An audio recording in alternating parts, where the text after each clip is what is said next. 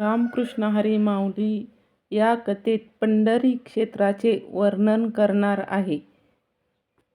शंकर पार्वतीला म्हणाले, द्वापार युगाच्या शेवटी विंध्य पर्वताच्या पूर्वेला चंद्रशन नावाचा एक राजा होता.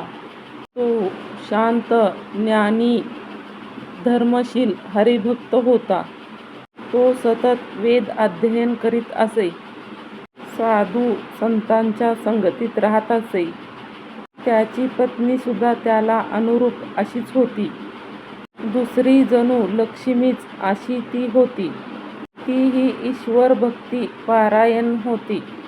काही दिवसांनी तिला एक अत्यंत सुंदर लावण्यवती मुलगी झाली.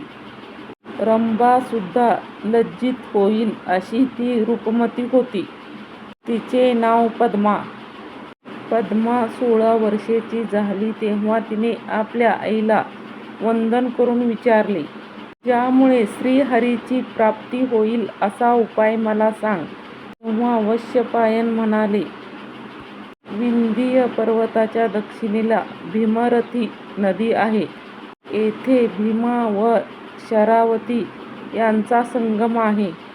तेथून उत्तरेला काही अंतरावर पुंडलिक आश्रम आहे. तेथे श्रीहरी कमरेवर हात ठेवून विटेवर उभा आहेत. तेथे तू जा. तेथे तुला श्रीहरी भेटतील. असे सांगून वैशंपायनाने तिला षडाक्षरी मंत्र दिला.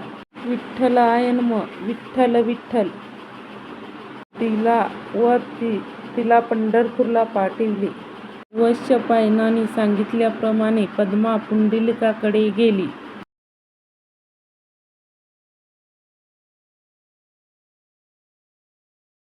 तेथे डाव्या बाजूला तप करत बसली.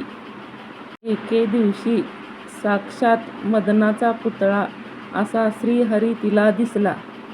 श्रीहरीला पाहताच ती कामपीडित झाली. तिला देहभान राहिले नाही. श्रीहरीकडे निरखून पाहू लागली. तिने श्रीहरीजवळ जाऊन त्यांचे पाय धरले. तिने श्रीहरीच्या चरणावर मस्तक ठेवले व त्यांचे पाय चुंबू लागली. श्रीहरीला हसू आले. त्याने तिला उठवून म्हटले, तुला हवा तो वर माग.